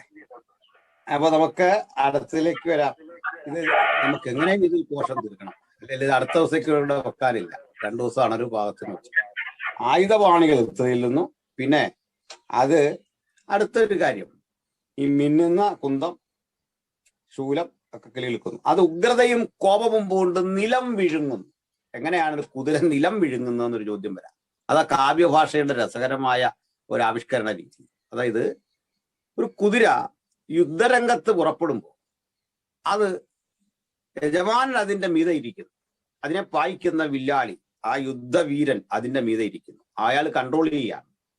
ഈ പോകുന്ന പോക്കിൽ ഈ കുതിര പോകുന്ന അത്രയും സ്ഥലം യജമാനൻ അവകാശപ്പെട്ടതായി മാറും. നമ്മൾ അവിടെ ജയിച്ചതായി തീരുന്നു. കാരണം മുമ്പോട്ട് യുദ്ധം ചെയ്ത് പോകുമ്പോൾ എതിർപ്പാളയത്തിൽ ഞാൻ കടന്നു. എതിർപ്പാളയത്തിൽ കടക്കുമ്പോൾ എന്നെ കണ്ട്, നിങ്ങളെ കണ്ട് പിന്തിരിഞ്ഞ ആളുകൾ ഓടുകയോ വാളിന്റെ വായ്ത്തലയ്ക്ക് ഇരയാവുകയോ ചെയ്യുമ്പോൾ നമ്മൾ കുതിര പിന്നെയും മുമ്പോട്ട് പോവാണ്. ആ പോകുമ്പോൾ ഇത്രയും സ്ഥലം കുതിര വിഴുങ്ങുകയാണ്. എന്ന് വെച്ചാൽ ഇത്രയും സ്ഥലം അതിന്റെ കൺട്രോളിലാവുകയാണ്. അപ്പൊ നിലം വിഴുങ്ങുക എന്ന പ്രയോഗത്തിന്റെ അർത്ഥം ഈ സ്ഥലങ്ങളെ യുദ്ധം ചെയ്ത് തന്റെ മണ്ഡലത്തിലേക്ക് കൂട്ടിച്ചേർത്ത് കുതിര മുന്നോട്ട് തന്നെ പോകുന്നു. ഇവിടെ മുഴുവൻ തൻ്റെതാക്കി മാറ്റുന്നു. അപ്പോൾ തന്റെ സ്ഥലമാക്കി മാറ്റുന്നു. അലക്സാണ്ടർ ദ ഗ്രേറ്റിന്റെ ഒക്കെ യുദ്ധത്തിൽ നമുക്കറിയാമല്ലോ, ഈ പിടിച്ചെടുക്കുന്ന സ്ഥലങ്ങൾ തൻ്റെതാക്കി മാറ്റുന്നു. പണ്ട് ഇന്ത്യയില് അശ്വമേധം എന്നൊരു യാഗമുണ്ട്. ആ യാഗം തന്നെ എന്താണ്? ഒരു കുതിരയെ ചമയിച്ചൊരുക്കി അന്യരാജ്യത്തിലേക്ക് കടത്തിവിടുകയാണ്. അപ്പോൾ ആ രാജ്യത്തൂടെ ഈ കുതിര പോകുമ്പോൾ ഏതെല്ലാം സ്ഥലത്തുകൂടി പോകുന്നോ പുറകെ രാജാവും പരിവാരങ്ങളും വരും. ഏതെങ്കിലും ഒരു രാജ്യം ഏതെങ്കിലും ഒരു നാട്ടുരാജാവ് ഈ കുതിരയെ കെട്ടിയിട്ടാൽ അതിന്റെ അർത്ഥം ഇതുവഴി പോകാൻ പറ്റില്ല എന്നാണ്. അപ്പോൾ യുദ്ധം ആരംഭിക്കും. യുദ്ധം ആരംഭിച്ച് ഈ കുതിരയെ കെട്ടിയിട്ടവനെ വക വരുത്തിയിട്ട് വീണ്ടും പോകും. അപ്പൊ കുതിരയെ കെട്ടുന്നില്ലെങ്കിൽ അത് കീഴടങ്ങലിന്റെ തുല്യമാണ്. അപ്പൊ ഇവിടം സറണ്ടർ ചെയ്തിരിക്കുന്നു, നിങ്ങൾ എടുത്തോളൂ, വേറെ വഴിയില്ല, യുദ്ധം ചെയ്യാൻ എനിക്ക് ത്രാണിയില്ല. ഇങ്ങനെയാണ് ഈ അശ്വമേധം എന്ന് പറയുന്ന യാഗം പണ്ട് നടന്നിരുന്നത്. ഇതുപോലെ കുതിര പോകുന്ന ഇടങ്ങൾ, മുമ്പോട്ട് പോകുന്ന ഇടങ്ങൾ കുതിര പിടിച്ചെടുക്കുകയാണ്, അല്ലെങ്കിൽ യജമാനന് വേണ്ടി പിടിച്ചെടുക്കുകയാണ്. ആ യാത്ര അതിശക്തമായി മാറുമ്പോൾ ഉഗ്രതയും കോപവും കൊണ്ടാണ് നിലം വീഴുന്നത്. കുതിരയ്ക്ക് ഹരമാണ് യുദ്ധം. അത്രയും നാൾ കെട്ടപ്പെട്ട അവസ്ഥയിൽ നിന്ന് അതിനെ കളത്തിലിറക്കുന്നു. ആ രംഗത്ത് യുദ്ധക്കളത്തിലൂടെ അത് ഓടി ഈ മണ്ഡലങ്ങളെല്ലാം പിടിച്ചെടുക്കുന്നു. ഒടുക്കം അതിന്റെ യുദ്ധം അവസാനിച്ചു കഴിഞ്ഞു. അവിടെയാണ് ചിന്തിക്കേണ്ട ഒരു കാര്യം. യുദ്ധം അവസാനിച്ച് കഴിഞ്ഞാൽ പെട്ടെന്ന് കുതിരയ്ക്ക് വിശ്രമമല്ല, അതിന് വെള്ളമൊന്നും പെട്ടെന്ന് കൊടുക്കല്ല. കാരണം പെട്ടെന്ന് വെള്ളം കൊടുത്താൽ അതിന് പ്രശ്നമുണ്ട്. അപ്പൊ നമ്മൾ തന്നെ ഒത്തിരിയേരൊക്കെ പ്രസംഗിച്ചിട്ട് പെട്ടെന്ന് വെള്ളം കുടിക്കാൻ പാടില്ലെന്നാണ്. വളരെ താമസിച്ചേ കുടിക്കാവുള്ളൂ, അല്ലെങ്കിൽ സിപ്പ് ചെയ്താൽ അല്പം വെള്ളം കുടിക്കാനേ പാടുള്ളൂ. ഒറ്റ പിടി പിടിച്ച കളി അങ്ങ് മാറും. അപ്പൊ അതുകൊണ്ട് സൂക്ഷ്മതയോടെയാണ് വെള്ളം കുടിക്കേണ്ടത്. അപ്പൊ കുതിരയ്ക്ക് പതുക്കെ വെള്ളം കൊടുക്കുള്ളൂ. എത്ര ദാഹം കാണിച്ചാലും പെട്ടെന്ന് വെള്ളം കൊടുക്കുക. അപ്പൊ അതിങ്ങനെ ശാന്തമായി വന്നിട്ട് ആ മുമ്പ് കണ്ട ചൂട് അത് തണുപ്പിലേക്ക് തിരിച്ചു കൊണ്ടുവരണം. അതിനെ വീശി കൊടുക്കണം, അതിന് മറ്റ് സഹായങ്ങൾ ചെയ്യണം. അങ്ങനെ കുറച്ചു കൊണ്ടുവന്ന് അതിനെ നോർമലാക്കണം. എന്നിട്ടാണ് വെള്ളം കൊടുക്കുന്നത്. അപ്പൊ ഈ വെള്ളം കൊടുക്കുക എന്നത് തന്നെ ശരിക്കും അതിന് കൊടുക്കേണ്ട പ്രത്യേക കൂട്ടുകളുണ്ട്. അങ്ങനെയുള്ള കാടി അതിന് തയ്യാറാക്കി കൊടുക്കുകയാണ്. പലപ്പോഴും ഈ മുന്തിരിയുടെ വേസ്റ്റ്, മുന്തിരി വൈനെടുത്ത ശേഷം ഉണ്ടാകുന്ന ചണ്ടി, ഇവയെല്ലാം കൂടെ മിക്സ് ചെയ്താണ്, ഞാൻ ആദ്യത്തെ ക്ലാസ്സിൽ പറഞ്ഞല്ലോ, അവയെല്ലാം കൂടെ ചേർത്താണ് ഇതിന് വെള്ളം കൊടുക്കുന്നത്. അതാണ് അത് കുടിക്കുന്നത്. അങ്ങനെ കുടിച്ച് അത് നല്ല സുഖകരമായ ഒരു ശരീര പരിസ്ഥിതിയിലേക്ക് വീണ്ടും തിരിച്ചു വരും. ഉറങ്ങാൻ പാകത്തിലുള്ള ഒരു പരിസ്ഥിതി അതിലേക്ക് തിരിച്ചു വരും. എന്ന് പറഞ്ഞാൽ ഇതിനെ എങ്ങനെയാണ് എടുത്തത് ആ അവസ്ഥയിലേക്ക് തിരിച്ചു കൊണ്ടുവരും. അപ്പോൾ ഇനി ശാന്തമായി കുതിര ഉറങ്ങാൻ പോവുകയാണ്. ഉറങ്ങാൻ വേണ്ട സൗകര്യങ്ങൾ ചെയ്ത് അതിന് തീറ്റയൊക്കെ കൊടുത്തു, ഇനി വെള്ളവും കൊടുത്തു, ഇനി ഉറക്കമാണ്. അത് വിശ്രമിക്കലാണ്. ആ വിശ്രമിക്കലിലേക്ക് മാറുമ്പോൾ ഒരു കാഴ്ച എല്ലാവരെയും അത്ഭുതപ്പെടുത്തുന്ന ഒരു കാഴ്ച, അത് ട്രെയിനിങ്ങിന്റെ ഭാഗമാണ്. ഈ യുദ്ധത്തിൽ പോയിരുന്ന ഗായക സംഘമുണ്ട്. അതൊക്കെ ഇന്നും എല്ലാ രാജ്യങ്ങളിലും ഉണ്ടല്ലോ, പാട്ടുകാര്. യുദ്ധത്തിൽ രാജ്യഭക്തി, ദേശഭക്തി വിളംബരം ചെയ്യുന്ന പാട്ടുകളുണ്ട് ആ സ്ഥലത്ത്. ഈ പാട്ടുകൾ കൂടി കേട്ടാണ് ആളുകൾ പിരിയുന്നത്, ദേശീയ ഗാനം പോലെ. ആ സ്ഥലത്തേക്ക് ഇങ്ങനെ കുതിര ശാന്തമാകുന്ന ഘട്ടത്തിൽ ഇതിന് ഉന്മാദം വരുന്ന തരത്തിലുള്ള ടോണിൽ വീണ്ടും ഇവര് ഈ ക്ലാർനെറ്റ് അല്ലെങ്കിൽ ഈ സംഗീത ഉപകരണം കാഹളം അതിങ്ങനെ മീട്ടുകയാണ്. ഈ കാഹളം മീട്ടുമ്പോൾ കുതിര ഒരു തിരിച്ചറിവോടെ വീണ്ടും ഞെട്ടി എഴുന്നേൽക്കുകയാണ്. ഞെട്ടി എഴുന്നേറ്റിട്ട് ആ കിടക്കുന്ന ഇടത്ത് കിടന്ന് വീണ്ടും ചാടുന്ന എന്തിനാണെന്ന് വെച്ചാൽ കുതിരയെ പഠിപ്പിച്ചിരിക്കുന്നത് ഈ സിഗ്നൽ കേട്ടാൽ വെള്ളം കുടിക്കരുത്, ആഹാരം കഴിക്കരുത്, അത് മറ്റൊന്നും ചെയ്യരുത്, നിന്നെ കൊണ്ടുപോകാൻ തുടങ്ങിയാണ്. കുതിര അതീവമായ ബുദ്ധിയുള്ളൊരു ജീവിയാണ്. അപ്പൊ അതിനെ ആ നിലയിൽ പഠിപ്പിച്ചു പരിശീലിപ്പിച്ചു വെച്ചിട്ടുണ്ട്. അപ്പോൾ എത്ര ക്ഷീണിച്ചാലും ഉറങ്ങാൻ തുടങ്ങുന്ന വിശ്രമാവസ്ഥയിലേക്ക് പോകുന്നതിന്റെ തൊട്ടു മുമ്പും ഇങ്ങനെ ഒരു നാദം കൂടി കേൾപ്പിച്ച് ഒന്നുകൂടി ഉന്മേഷഭരിതയാക്കിയിട്ട് ഈ കുതിരയെ കിടക്കാൻ അനുവദിക്കുകയുള്ളൂ. അല്ലെങ്കിൽ അലസത കൂടപ്പിറപ്പാവും. അതുകൊണ്ട് അത് വരാതിരിക്കണം. ഇതാണ് ഒരു കുതിരയുടെ പരിശീലനം. അപ്പോൾ യോബിനോട് ദൈവം പറയാണ്, നീ പുരുഷനെ പോയ അരമുറുക്കിക്കൊള്ളുക, ഞാൻ നിന്നോട് ചോദ്യങ്ങൾ ചോദിക്കും, എന്തിനാണ് നിനക്കിത് വന്നത് എന്ന് ഞാൻ നിന്നെ പഠിപ്പിക്കുകയാണ്. ജീവിതം നമ്മെ പഠിപ്പിക്കുന്ന വലിയൊരു പാഠമാണ്. ആ പാഠം മറക്കാൻ പാടില്ലാത്തതാണ്. കാരണം ജോബ് എന്ന മനുഷ്യന്റെ നഷ്ടങ്ങൾ വലുതായിരുന്നു. ജോബിനെതിരെ ആരോപണം ഉന്നയിച്ചുകൊണ്ട് പിശാചായവന് ഉന്മൂലനം ചെയ്യാൻ ശ്രമിച്ച ഒരു അന്തരീക്ഷം നമ്മുടെ കൺമുമ്പിലുണ്ട്. അപ്പൊ അത് എന്താണെന്നറിയണ്ടേ? ജോബിനെ നശിപ്പിക്കാൻ പദ്ധതിയിട്ട് അവന്റെ കുടുംബത്തെ തകർത്ത് മക്കളെ എല്ലാം കൊന്നുകളഞ്ഞിട്ട് ആ സമ്പത്തെല്ലാം കൊള്ളയടിച്ചിട്ട് പ്രാണനെ മാത്രം തുടരുത് എന്ന് പറയുക. അത് നിന്റെ കയ്യിൽ തന്നിട്ടില്ല, ശരീരം നിന്റെ കയ്യിൽ തരുന്നു. അത് ഘട്ടം ഘട്ടമായി സമ്മതിപ്പിക്കുക. അവനെപ്പോലെ നീതിവാൻ ആരുമില്ലല്ലോ. ഒരു കാര്യം കൂടി ഓർക്കേണ്ടത്, നമ്മളെല്ലാം ധരിച്ചിരിക്കുന്നത് ഈ യോബിന് ചുറ്റും ഒരു വേലി ഉണ്ടായിരുന്നു. ആ വേലി ഉള്ളത് കൊണ്ടാണ് സാത്താൻ നശിപ്പിക്കാഞ്ഞെന്നാണ്. വേലിയൊക്കെ ഉണ്ട്, യോബിന് മാത്രമല്ല നമുക്കും ചുറ്റും വേലിയുണ്ട്, ദൈവത്തിന്റെ സംരക്ഷണം. അപ്പോൾ വേലിയല്ല അവിടെ പ്രധാനം, കാരണം ഭക്തന്റെ നിലപാട് തന്നെയാണ്. ഈ വേലി കെട്ടിയ ഒരു ഘട്ടത്തിൽ യോബ് എന്ന മനുഷ്യൻ വലിയ സമ്പന്നനും ജീവിത സുഖങ്ങൾ അനുഭവിക്കുന്നതിനായിട്ട് പോയെങ്കിൽ ദൈവം ഒരു വേലി എടുത്ത് കളഞ്ഞു, ഈ സംരക്ഷണം എടുത്തു കളഞ്ഞു. അപ്പൊ സംരക്ഷണം എടുത്തു കളഞ്ഞ യോബ് മുമ്പുണ്ടായിരുന്ന യോബിനേക്കാൾ കരുത്തനായി. കാരണം എന്താന്ന് വെച്ചാൽ ഭക്തനായിരിക്കുന്നത് വേലി ഉള്ളത് കൊണ്ടല്ല, ഭക്തനായിരിക്കുന്നത് നമ്മൾ ദൈവത്തിന്റെ മക്കളായതുകൊണ്ടാണ്. ദൂതഗണങ്ങൾ ചുറ്റുമുള്ളതല്ല നമ്മുടെ ധൈര്യം, മറിച്ച് ഞാൻ ദൈവത്തിന്റെ മകനാണെന്നുള്ളതാണ് നമ്മുടെ ധൈര്യം. മനസ്സിലായോ? നമ്മുടെ ചുറ്റും പോലീസ് സംരക്ഷിക്കാനുണ്ടെന്നുള്ളതല്ലോ നമ്മുടെ ധൈര്യം. ഞാൻ ആരുടെ മകനാണ്, ആരുടെ ദാസനാണ്. ഈ ധൈര്യം ഈ വേലി നഷ്ടപ്പെട്ടു പോയ യോബിനെ ശക്തനാക്കി, യോബിനെ കരുത്തനാക്കി. വേലി ഇല്ലാതിരിക്കുന്ന യോബിനെയാണ് നമ്മൾ ഈ പുസ്തകത്തിലുടനീളം കാണുന്നത്. ഒരു സംരക്ഷണ വലയമില്ല, രോഗത്തിന് കടന്നു വരാം, കാറ്റുകൾക്ക് കടന്നു വരാം. നമുക്കറിയാം ഈ അവന്റെ പതനം പൂർത്തിയാകുന്നത് ഒരു ചുഴലിക്കാറ്റടിക്കുമ്പോഴാണ്. ഒരു ചുഴലിക്കാറ്റടിച്ചു, ആ കാറ്റടിച്ചിട്ട് എന്താ ദാസന്മാർ പറഞ്ഞത്? നിന്റെ മക്കൾ വന്ന് ആ ദൈവത്തിന്റെ കാറ്റടിച്ചു, അങ്ങനെ അവര് മരിച്ചു, വീടെല്ലാം തകർന്നു, മക്കളെല്ലാം മരിച്ചു, പതനം ഏതാണ്ട് പൂർത്തിയായി. രോഗവും ബാധിക്കുന്നു, രോഗബാധ കൂടുന്നു. പിന്നെ ശെബായർ വന്ന് നിന്റെ സമ്പത്ത് കൊള്ളയടിക്കുന്നു, ആടുമാടുകളെ പിടിച്ചുകൊണ്ട് പോകുന്നു, ഒട്ടകപ്പടയെ കൊണ്ടുപോകുന്നു. ഇപ്പോഴിതാ നിന്റെ മക്കളെല്ലാം തിന്നും കഴിച്ചുമൊക്കെ മൂത്ത ജ്യേഷ്ഠന്റെ വീട്ടിലിരിക്കവേ ഇതാ കാറ്റടിച്ചു, ആ കെട്ടിടം എല്ലാം മറിഞ്ഞത് അവരുടെ ദേഹത്ത് വീണു, അവർ മരിച്ചു. ഇതാണ് വർത്തമാനം. ഈ വർത്തമാനം കൊണ്ടുവരുമ്പോൾ അടുത്ത ഒന്നിനു വേണ്ടി കാത്തിരിക്കുമ്പോൾ അടുത്തടുത്ത ദുരന്തങ്ങൾ വരിക. ഒരു കാറ്റടിക്കുന്നതോടെയാണ് എല്ലാം തീരുന്നത്. ആ കനത്ത കാറ്റിന്റെ ആ ഭീകരമായ കൊടുങ്കാറ്റിന്റെ ഒടുവിൽ പതനം പൂർത്തിയായി. പക്ഷെങ്കിൽ അതിനുശേഷം ഈ കാറ്റ് എന്ന് കേൾക്കുന്നത് ജോബിനെ ഭയപ്പെടുത്തേണ്ടതാണ്. ജോബിന്റെ ഒരു വേദന പറയുന്നുണ്ട്. നമുക്കറിയാം രാത്രിയിലാണ് വേദന വർദ്ധിക്കുന്നത്. നമുക്കുള്ള വേദന രാത്രിയിൽ വർദ്ധിക്കും. പകലൊക്കെ രോഗി ഉറങ്ങിയിട്ട് രാത്രിയിൽ ഉണർന്ന് പ്രശ്നം ഉണ്ടാക്കുന്ന നമ്മൾ കണ്ടിട്ടുണ്ട്. അപ്പോൾ പകൽ ശാന്തമായിട്ട് ഉറങ്ങും, രാത്രി കഠിന വേദന. അങ്ങനെയാണ് അത് സംഭവിക്കുന്നത്. ഈ രാത്രിയിലെ കഠിന വേദനയിൽ ലോകം മുഴുവൻ ഉറങ്ങുകയാണ്. ഉറങ്ങുന്ന വേളയിൽ നമ്മൾ മാത്രം ഉണർന്നിരുന്ന് ഈ വേദനയിൽ ഇങ്ങനെ വല്ലാതെ അസഹനീയമായ അസഹ്യതയിലൂടെ കടന്നു പോവുകയാണ്. ഇങ്ങനെയുള്ള ഒരു വേളയിൽ ആരും കൂടെ ഇല്ല. ഭാര്യയുടെ അവസ്ഥ അറിയാമല്ലോ, ഒരു മനുഷ്യനെ ആശ്വസിപ്പിക്കാനില്ല. അതുകൊണ്ട് കാറ്റ് അതിന്റെ ഹുങ്കാര ശബ്ദം കേൾക്കുമ്പോഴേ ജോബിന് ഭയം വരാം. അദ്ദേഹത്തിന് അറിയാം അടുത്ത് എന്തോ പതനം വരുന്നു. കാറ്റ് അദ്ദേഹത്തെ ഭീതിപ്പെടുത്തുന്ന ഒന്നായി മാറിക്കഴിഞ്ഞു. ഈ കാറ്റിലൂടെ തന്റെ മക്കളുടെ കരച്ചിൽ കേൾക്കാം. അദ്ദേഹം ഈ മക്കളെയൊക്കെ ഓർത്തിരിക്കാം, കൊച്ചു കുട്ടിയെ ഓർത്തിരിക്കാം, താൻ വളർത്തിയ മക്കളെ, പെൺമക്കളെ, ആൺമക്കളെല്ലാം ഓർത്തിരിക്കാം. കാരണം അതൊന്ന് ആശ്വസിക്കാൻ പോലും മനുഷ്യനില്ല. മനസ്സിനെ തകർക്കുക, ശരീരത്തെ തകർക്കുക, സമ്പത്തിനെ തകർക്കുക, നമുക്കിതിന്റെ 1000-1 അംശം സഹിക്കാൻ പറ്റുന്ന ആളുകളല്ല. ഏതെങ്കിലും ഒരു ഭാഗം അത് പോട്ടെ നോക്കാം, പക്ഷെ മുഴുവൻ തകരുന്നൊരവസ്ഥ ഓർത്ത് മനസ്സും ശരീരവും മക്കളും ഉള്ളതെല്ലാം നശിക്കുക. ഒന്നും പ്രതീക്ഷയില്ല. ഒന്നും പ്രതീക്ഷയില്ലാതിരിക്കെ എവിടെ ചെന്ന് നിൽക്കുന്നു നമുക്കറിയാലോ. ഇന്നലെ നമ്മൾ ക്ലാസ് കഴിഞ്ഞ് തീരുമ്പോൾ ഒരു മനോഹരമായ ഗാനമാണ് അതുമായി ബന്ധപ്പെട്ട് കേട്ടത്. നമ്മുടെ ശരീരം ഇങ്ങനെ മുഴുവൻ നശിച്ച് നമ്മുടെ ദേഹം ത്വക്കുമൊക്കെ വരണ്ടുണങ്ങുമ്പോൾ, നമ്മളില്ലായ്മ സംഭവിക്കുമ്പോൾ ഏതും ദേഹം രോഗത്താൽ ക്ഷയിച്ചെന്നാകിൽ, അങ്ങനെ മറ്റൊരു പാട്ടുമുണ്ട്. സ്തോത്രം. ദേഹസഹിതനായി പ്രിയനെ കാണിഞ്ഞാൻ എന്നൊരു പാട്ടുണ്ട്. ഇങ്ങനെ സകലതും തകരുന്ന ജോബ് തന്റെ ആ വ്യഥയുടെ ആധിക്യം ഇങ്ങനെ ഒറ്റയ്ക്ക് കൊണ്ടടക്കുകയാണ്. ഈ ഘട്ടത്തിലാണ് ദൈവം പഠിപ്പിച്ചു കൊടുക്കുന്നത്. നീ ആ കുതിരയെ നോക്കുക, പഠിക്കാൻ ചിലതുണ്ട്.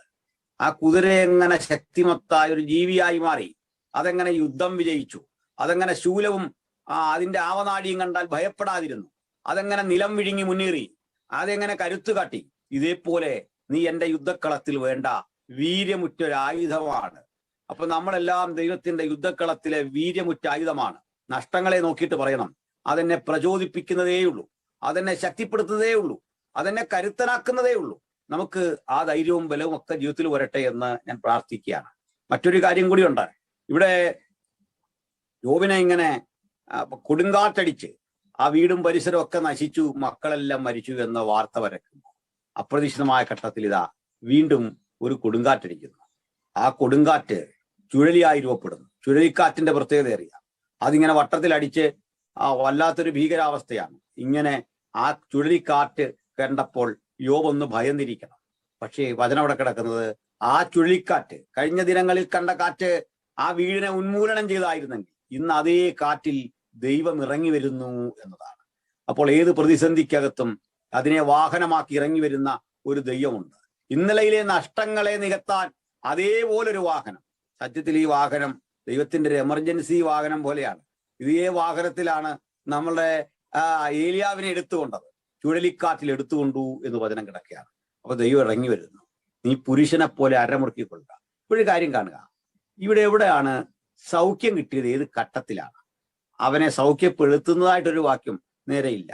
കരം വെച്ചോ ദൈവം തൊട്ടോ ഒന്നും അല്ലല്ലോ. അപ്പൊ എന്റെ ചിന്ത, ഈ വചനം കേട്ട മാത്രയിൽ അവന് സൗഖ്യം വന്നു. അവന്റെ പൂർവ്വസ്ഥിതി അവനിലേക്ക് മടങ്ങി വന്നു. നഷ്ടങ്ങൾ ഒന്നൊന്നായി മടങ്ങി വരുമ്പോൾ ഇതൊക്കെ എവിടെയോ സൂക്ഷിച്ചു വെച്ചിട്ട് തക്ക സമയത്ത് എടുത്തു കൊടുത്ത ഒരു നിലയിൽ നമുക്ക് ജിജ്ഞാസ വർദ്ധിക്കുന്നു. ഇതെങ്ങനെ കിട്ടി? തന്റെ ഭാര്യ മുമ്പിൽ, കുഞ്ഞുങ്ങൾ മുമ്പിൽ നഷ്ടപ്പെട്ടു എന്ന് കരുതിയ ആ പിഞ്ചോമന പപ്പാ എന്ന് വിളിച്ചുകൊണ്ട് ഓടി വരുന്നു. ആ മക്കളെല്ലാം വന്ന് ഇങ്ങനെ നിൽക്കുന്നു. അപ്പന്റെ അരികിലേക്ക് അത് ഇടപഴകിയ കുഞ്ഞുങ്ങൾ ഇതാ അതേ ആവേശത്തോടെ തിരിച്ചു വരുന്നു. ഇതെങ്ങനെയാണ് സംഭവിച്ചത്? ഒരു സ്വപ്നം പോലെ, ആ ദുരന്ത സ്വപ്നം പോലെ, ഒരു ദുർസ്വപ്നം കണ്ട് ഞെട്ടിയുണർന്നവനെ പോലെ, ജീവിതത്തിലേക്ക് തിരിച്ചു വന്നവനെ പോലെ ജോബ് അത്ഭുതപ്പെട്ടിരിക്കുകയാണ്. അങ്ങനെ തളർന്നിരിക്കുന്ന ഒരു മനുഷ്യന് വേണ്ടിയിരുന്നത് ഒരു ആശ്വാസവാക്കാണ്. ആശ്വാസവാക്ക്. അതിൽ സദൃശവാക്യം പറയുന്നു, മനോവ്യസനം ഹേതുവായി മനുഷ്യന്റെ മനസ്സിടിയുന്നു, ഒരു നല്ല വാക്കോ അതിനെ സന്തോഷിപ്പിക്കുന്നു. നമ്മളൊക്കെ നല്ല വാക്ക് പറയുന്നതിൽ ഇവിടെ നിൽക്കുന്നവർക്ക് ഈ 4 സുഹൃത്തുക്കൾ വന്നിട്ട് നല്ല രസകരമാണ് അവരുടെ പ്രസംഗം.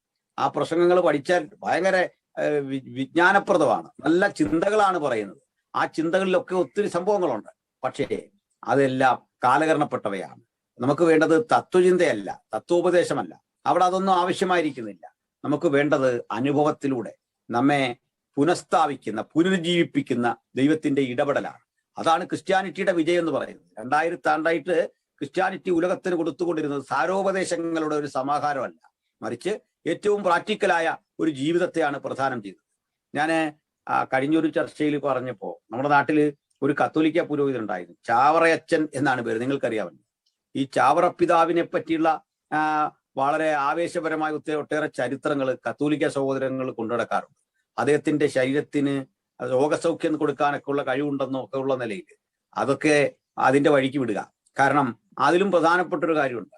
നമ്മുടെ രാജ്യത്ത് 160-ൽ പരം സ്കൂളുകൾ ഈ പള്ളിയോട് ചേർന്ന് ഉണ്ടാക്കിയ ആളാണ് ചാവറയച്ചൻ.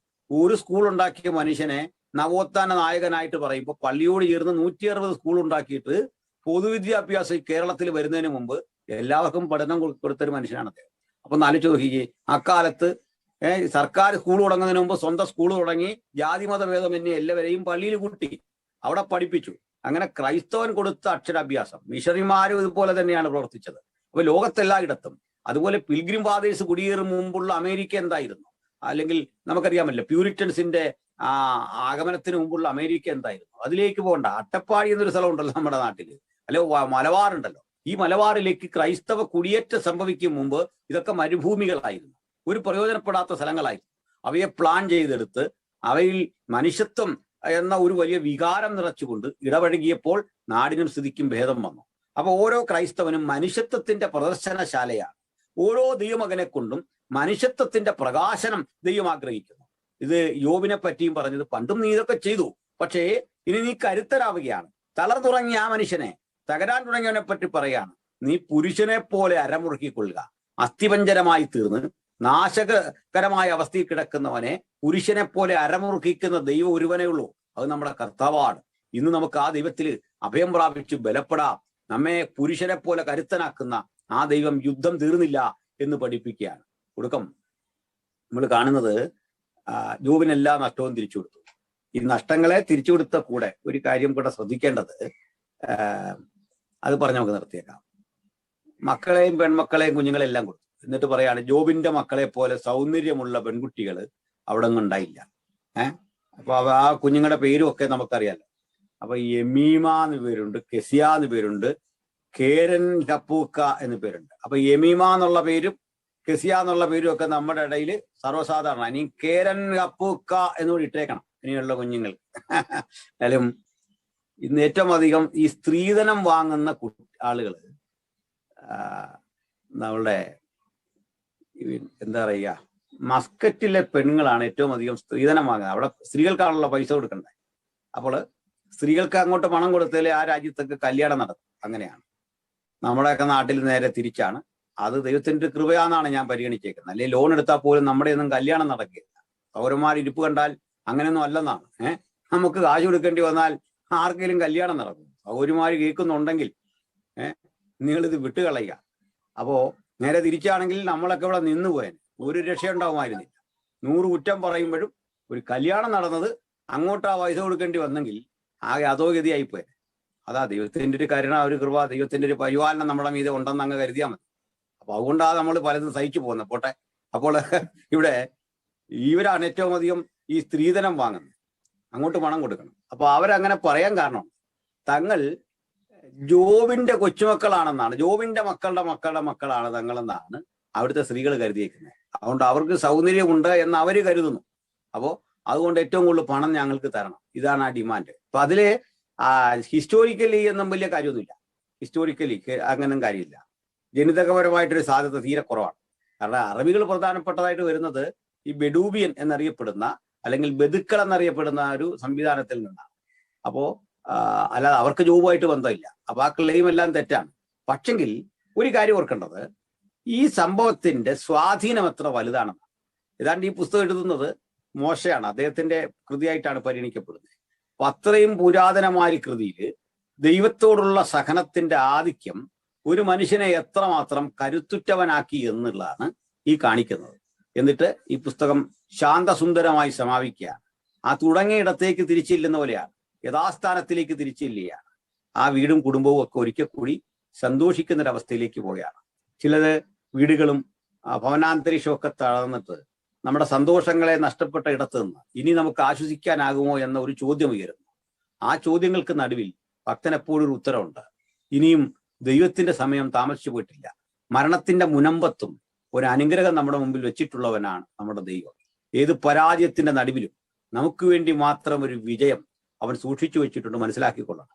അപ്പൊ ഭക്തനത് കണ്ടിട്ടുണ്ട് ജീവിതത്തിൽ ഒട്ടേറെ തവണ. അതുകൊണ്ടാണ് നമ്മളെല്ലാം ദൈവമക്കളായിരിക്കുന്നത്. നമ്മൾ ദൈവമക്കളായിരിക്കുന്നതിന്റെ ആവേശം എന്താ? എല്ലാവരും തള്ളിക്കളയുമ്പോഴും ദൈവമകനാണ്, ദൈവമകളാണ് എന്ന നമ്മുടെ ആവേശത്തിന്റെ പിന്നിലെ വികാരം മറ്റൊന്നല്ല, നമ്മളെ കരുത്തരാക്കുന്ന ഒരു ദൈവം. ആ ദൈവം പേഴ്സണലായി വ്യക്തിപരമായി എൻ്റെ പ്രാർത്ഥന കേൾക്കുന്നു, എന്നോട് ഇടപഴകുന്നു. ഈ കുഞ്ഞിന്റെ വില അപ്പൻ അറിഞ്ഞത്, അപ്പന്റെ വില മക്കൾ അറിഞ്ഞത്, ഭാര്യ അറിഞ്ഞത് ഒക്കെ ഈ പ്രതിസന്ധി കഴിഞ്ഞ ശേഷമാണ്. ദൈവത്തിന്റെ മനുഷ്യൻ കൊള്ളാകുന്നവനായി തെളിയുന്ന പരീക്ഷണശാലയായിരുന്നു ജോബിന്റെ പുസ്തകം എന്നറിയപ്പെടുന്നത്. അതിൽ കരുത്തനായ ജോബാണ് നമ്മുടെ മുമ്പിലുള്ളത്. അതുകൊണ്ട് ഈ ജോബിനെ കാട്ടി തമ്പുരാൻ പിശാചിനെ വെല്ലുവിളിക്കാൻ ഇന്നും ഇതാണ് എൻ്റെ മകൻ. ഞാൻ കഴിഞ്ഞ രാത്രി പറഞ്ഞത് ആവർത്തിച്ച് നിർത്താം. ദൈവം യോബിന്റെ ദൈവം എന്ന് വിളിക്കപ്പെടുവാൻ ലജ്ജിക്കുന്നില്ല. ഇവന്റെ ദൈവമാണ് ഞാൻ. നമ്മുടെ കുഞ്ഞ് നല്ല നിലയിൽ പോയാൽ നമ്മൾ പറയില്ലേ അവന്റെ അപ്പൻ, നമ്മൾ പറയില്ല അവന്റെ അപ്പനാ ഞാൻ, അല്ലെങ്കിൽ പറയാണ് അത് എൻ്റെ മകനാ എന്ന് പറയുമ്പോൾ കിട്ടുന്ന ഒരു ധൈര്യമില്ലേ, നമുക്കിന്ന് തമ്പുരാനോട് പറയാം. തമ്പുരാനെ, അങ്ങന്റെ ദൈവമാണെന്ന് സാത്താന്റെ മുമ്പിൽ അങ്ങേക്ക് അഭിമാന പുരസ്സരം പറയാൻ ഞാനിതാ എന്നെ സമർപ്പിക്കുന്നു. സാത്താന്റെ മുമ്പിലും നീ പറയണം എൻ്റെ കുഞ്ഞാണത്. തിരിച്ച് നമുക്കും ഏതിന്റെ നടുവിൽ നിന്നുകൊണ്ട് ഇതാണ് എൻ്റെ ദൈവം എന്ന് ഉയർത്തി പറയാൻ സാധിക്കുന്നുണ്ടല്ലോ. നമ്മളെ ലോകമനുഷ്യരിൽ നിന്ന് വ്യത്യസ്തരാക്കുന്നത് ഇതാണ് എൻ്റെ ദൈവം എന്ന പ്രഖ്യാപനമാണ്. ഇതാണ് എൻ്റെ പിതാവ്, ആ പ്രഖ്യാപനമാണ്. ഒരു ശിലയെ പൂജിക്കാത്ത, അല്ലെങ്കിൽ ഏതെങ്കിലും ഒരു ഭൂമിയിലൊരു സ്ഥലത്തോടോ ഒരു നിറത്തോടോ ഒരു കൊടിക്കൂറയോടോ ഒരു വിഗ്രഹത്തോടോ യാതൊരുവിധ പ്രതിപത്തിയുമില്ലാതെ ഏകസത്യ ദൈവത്തെ ഹൃദയത്തിൽ കണ്ട് ജീവിക്കുന്ന നമ്മുടെ ബലം നമ്മുടെ ദൈവമാണെന്നുള്ള ബോധമാണ്. ആ ബോധമുണ്ടെങ്കിൽ തിരിച്ച് നമുക്കും ദൈവത്തോടും പറയാം, എൻ്റെ ദൈവമാണ് അങ്ങെന്ന് പറയുമ്പോൾ അങ്ങയ്ക്ക് ലജ്ജ തോന്നുന്ന ഒരു അനുഭവവും ജീവിതത്തിൽ വരാതെ എന്നെ നിന്റെ മകനാക്കി നിന്റെ മകളാക്കി ഉൾക്കരുത്തോടെ നിലനിർത്തണമേ എന്നുള്ള ആ വിശാല പ്രാർത്ഥനയിൽ നമുക്ക് ഒരുമിക്കാം, ശക്തിപ്പെടാം. അടുത്ത ക്ലാസ്സിൽ വീണ്ടും കൂടി കാണാം.